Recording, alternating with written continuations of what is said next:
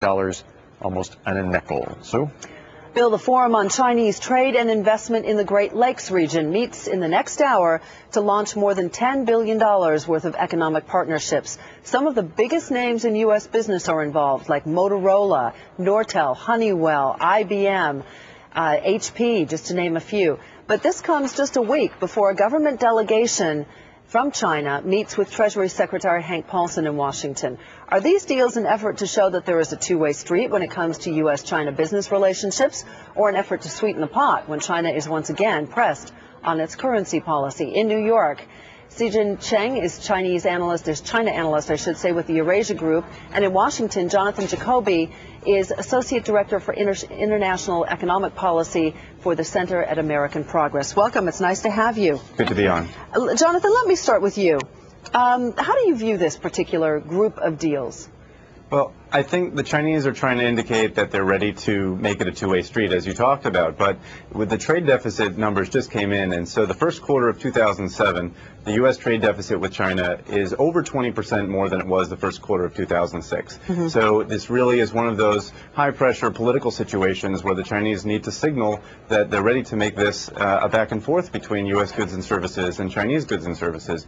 It's not really clear that this will be more than, a commitment of these purchases contracts. We'll see if there's actually Chinese investment in the upper Midwest, because that's really where a lot of the political concerns are coming from, because so many manufacturing jobs have been lost in that region. And Xijin, do you view this as something of sweetening of the pot? The timing certainly is quite interesting, and China is facing a less than friendly Congress. Oh, absolutely. The Chinese have been using these buying missions for a long time now, especially ahead of very controversial and tense negotiations. And they have every reason to think that the upcoming negotiation is going to be the toughest to date.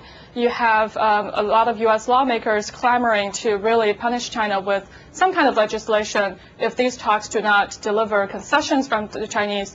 And China is, frankly, seeing that its hands are tied in really being able to offer currency appreciation or financial sector opening, the kind of things that U.S. lawmakers and government officials are looking for. So they fall back on their tried and true tactic of introducing these buying missions. Jonathan, you mentioned the fact that it remains to be seen exactly how these deals play out. Do you anticipate that they may create some jobs? I mean, the whole question is whether or not being so tied to China is net good for the U.S. or not? I mean, that's the heart of the question. Well, the two economies are clearly so interdependent. U.S. and China, have hundreds of billions of dollars of goods and services and investment that goes back and forth every year. And so the question then is, is there something sustainable that the Chinese can build in the upper Midwest, where, no surprise this is happening in Chicago. But a larger question is really, is China ready to play, the role on the world stage, whether it's economically to look at global imbalances in the global economy, or to look at questions like, labor rights in their own backyard, or to look at the questions of Darfur and Zimbabwe and elsewhere, hotspots that China hasn't really shown that it's ready to take on the full global stature that it has certainly in the economic realm. They're looking, to maybe increase their foreign policy priorities to address questions that the U.S. and the European Union and Japan have tried to take up with them. What do you think about that, Xijin? Do you think they are ready to play that larger role on the global stage? Well, I think economically speaking, China is really looking to balance its economy, and it's introducing some limited measures within China to try to restructure its industrial sector, for example, to reduce energy intensity and things like that, which will over time reduce some of that pressure on China to appreciate its currency and so on. Diplomatically, we're seeing that China is introducing some bilateral moves. On Darfur, for example, we see that the Chinese Foreign Ministry has just sent an envoy over to Darfur and is working more closely with the president of Sudan to work out the Darfur issue. But it's still not ready to really become international player in the sense that that the U.S. would want China to be, which is to go with UN sanctions on these countries that China has good relations with. Jonathan, what does China, if you could put your finger on one major thing that China could do or should do to diffuse Congress right now, what would it be?